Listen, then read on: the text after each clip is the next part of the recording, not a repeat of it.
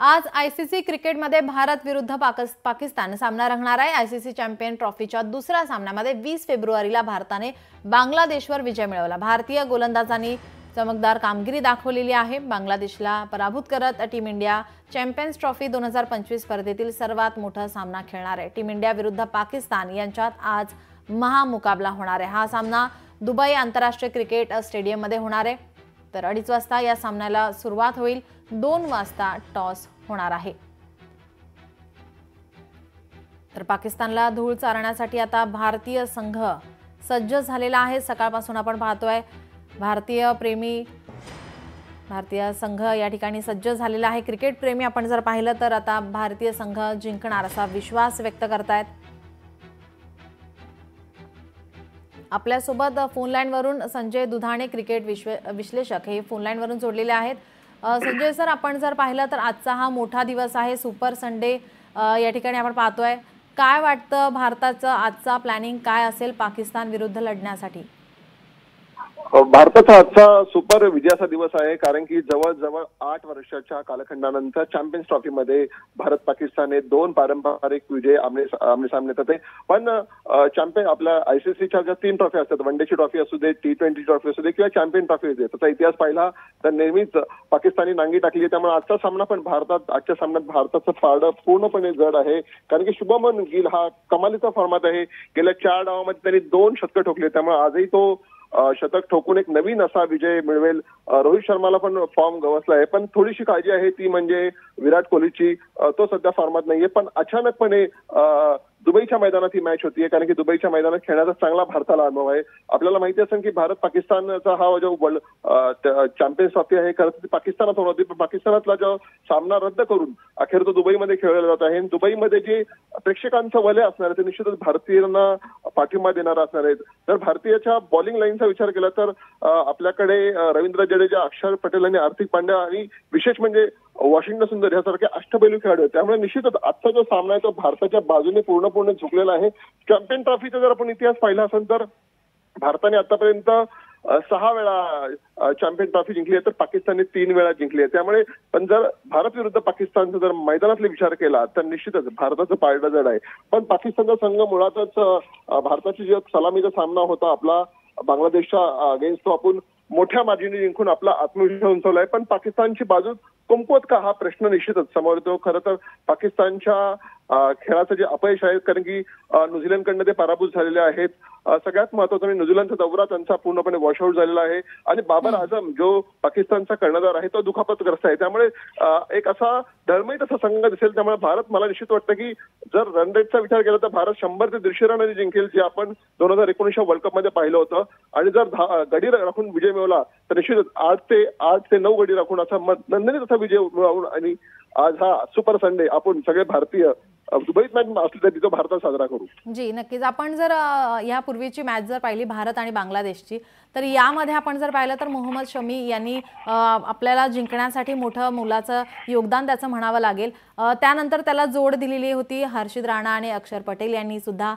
मात्र आपण जर पाहिलं तर बॅटिंगमध्ये कुठेतरी आपण कमी पडलेलो पाहायला मिळत होते। रोहित शर्मा यांनी अर्धशतकही केलेलं नव्हतं।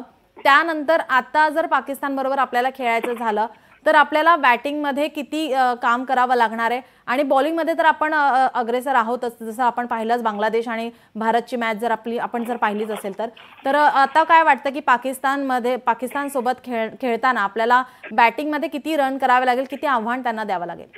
मुळात जेव्हा भारत आणि पाकिस्तानी दोष एकत्र येतात तेव्हा ते सामना नसतो, ते युद्ध असतं। जेव्हा पाकिस्तान विरुद्ध भारतीय खेळ उतरतात ते पूर्णपणे सामर्थ्याने उतरतात आणि आपल्याला सामना जिंकायचाच होतं। विशेषतः रोहित शर्मा आणि विराट कोहलीचं जे आपलं फॉर्म गवसला नाहीये, पण अशा आहे की आज ह्या सुपर संडे मध्ये रोहितला फॉर्म गवसणं निश्चितच गरजेचं आहे, कारण की फलंदाजीची बाजू तशी आपली पाहिली तर थोडीशी कमकुवत नाही म्हणताना थोडीशी निगेटिव्ह आहे। पण तरी पाकिस्तान विरुद्ध जेव्हा आपण खेळतो टॉस कोण जिंकतोय हा फार महत्त्वाचा आहे। जर टॉस आपण जिंकला तर आपण पहिल्यांदा फलंदाजी घेतली तर 300 धावांपर्यंत आपल्याला आव्हान ठेवावं लागेल आणि त्यानंतर मग सोपं जाईल की धावांचा पाठलाग करायचा की नाही। पण जर विचार केला तर शमीचा विचार करावा लागेल. शमीचा आपण नाव घेतलं असेल, शमीचं कौतुक करावं लागेल. गेले 15 ते 20 वर्ष जेव्हा संकटकालीन भारत असतो तेव्हा धावणारा खेळाडू कोण तो म्हणजे शमी असतो. त्यामुळे शमीकडेही सगळ्यांच्या नजरा राहतील. पण निश्चितच बॉलिंग आणि बॅट्समॅन आणि फिल्डिंगच्या दृष्टीने भारत हा संपूर्णपणे समतोल संघ असल्यामुळे एक मोठा विजय आणि सलग दुसरा विजय मिळून भारत चॅम्पियन ट्रॉफी जिंकण्याच्या दृष्टीने दमदार पाऊल आजच्या सामन्यात दिसेल. जी नक्कीच. आपण जर या दोन टीम पाहिला, भारत आणि पाकिस्तान, या दोन टीम जेव्हा आमने सामने येतात तेव्हा ही मॅच अगदी रंगतदार असते. आज भारतीयांमध्ये एक वेगळाच जोश आणि उत्साह आपण सकाळपासूनच पाहतोय. ही मॅच सुरू व्हायची सगळेजण वाट पाहतायत. त्याचप्रमाणे जर पाहिलं तर आपण आता जर म्हणताय, तुम्ही टॉस संदर्भात आता भाष्य केलं की टॉस जर आपण जिंकलो तर आपण कोणतं बॅटिंग घेणार की बॉलिंग घेणार, याकडे भारतीय संघ काय घेऊ शकतो पाकिस्तान विरुद्धात? जी पिच आहे ती नक्कीच फलंदाजांना योग्य आहे. त्यामुळे 300 धावा जवळजवळ ह्या पिचवर निघतील. कारण की पाकिस्तान ह्या आधी ह्या खेळपट्टी खेळताना 300 धावा केल्या होत्या. त्यामुळे 270 280 पर्यंत मजल मारू शकतो. त्यामुळे भारतीय संघ निश्चितच प्रथम फलंदाजी घ्यायचा निर्णय घेऊ शकतो. कारण की धावा करा आणि नंतर मग प्रेशर ठेवा असं पण तंत्र नसू शकतं. पण जरी भारताने टॉस गमावला तरी फारशी काळजी करायची गरज नाही.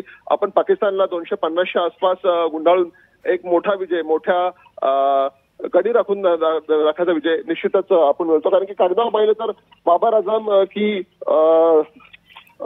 रोहित शर्मा ह्याच्यात जर विचार केला तर पारडं जे आहे ते पूर्णपणे भारताच्या बाजूने झुकलेलं आहे. त्यामुळे वर्ल्ड कप, चॅम्पियन्स ट्रॉफी असू दे किंवा पाकिस्तान विरुद्ध लढत असू दे, भारत विजयी हे समीकरण आहे. त्यामुळे आजच्या सामन्यातही आयसीसीच्या ट्रॉफीतला जो इतिहास आहे त्या आयसीसी ट्रॉफी मधले सगळे सामने भारताने जिंकलेले आहेत.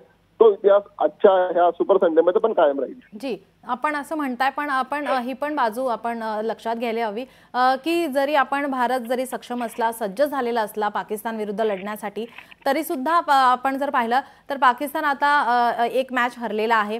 त्याचबरोबर त्यांचा एक खेळाडू सुद्धा दुखापतग्रस्त झालेला आहे. अशा वेळेस जर मागचा इतिहास जर पाहिला तर त्याच्यामध्ये आपण जर पाहिलं तर भारत आणि पाकिस्तान हे जेव्हा दोन संघ समोर येतात तेव्हा एक वेगळीच लढत आणि एक वेगळाच सामना पाहायला मिळतो. आणि अशा वेळेस 5 वेळा आता हे सामने, दोन संघांचे सामने जे झालेले आहेत चॅम्पियन ट्रॉफीचे मध्ये, ज्यामध्ये 3 वेळा भारताने तर 2 वेळा पाकिस्तानने विजय मिळवला. तर जर एकंदरीतच वन डे पाहिला, वन डे रेकॉर्डमध्ये, तर पाकिस्तानचा वरचष्मा या ठिकाणी पाहायला मिळत होता. तर आजच्या या खेळाकडे आपण कसं पाहता? पाकिस्तानचा जो महत्वाचा फलंदाज आहे बेसिकली बाबर आझम, जो पाकिस्तानचा हुकमी एक्का मानला जातो, तो पूर्णपणे फॉर्मात नाहीये. फरहान इमान त्यांचा जो खेळाडू आहे आघाडीचा, तो दुखापतग्रस्त आहे. सगळ्यात महत्वाचं म्हणजे त्यांच्या गोलंदाजीची जी भरभक्कम बाजू आहे, जे भेदक गोलंदाज आहे, शाहीन आफ्रिदी असू दे, नसीम शाह असू दे, हारिस रौफ असू दे, हे कागदावर भक्कम वाटतात पण त्यांचा स्ट्राईक रेट जेवढा भारताविरुद्ध हवाय तेवढा नाहीये.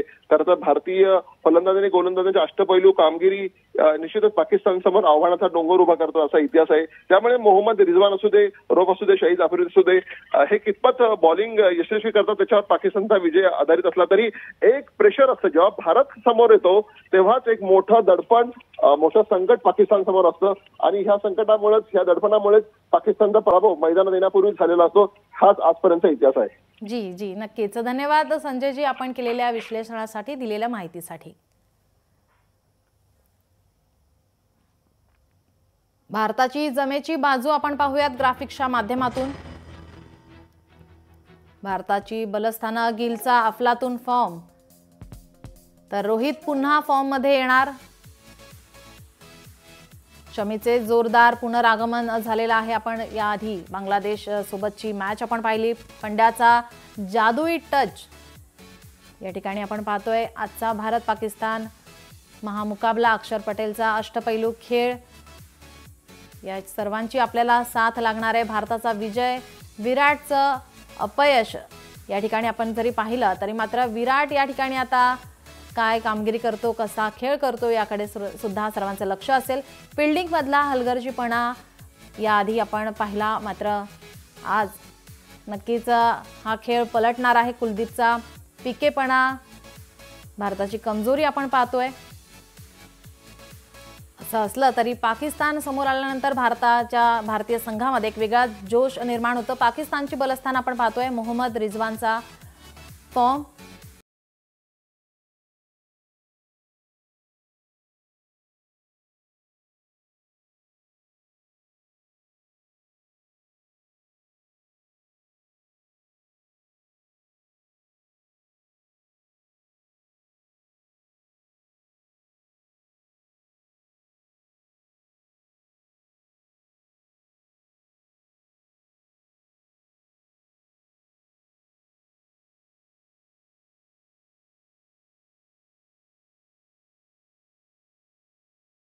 हे सकाळपासूनच आपण पाहतोय भारत विजय व्हावा यासाठी प्रार्थना केली जाते, होम हवन केलं जातंय।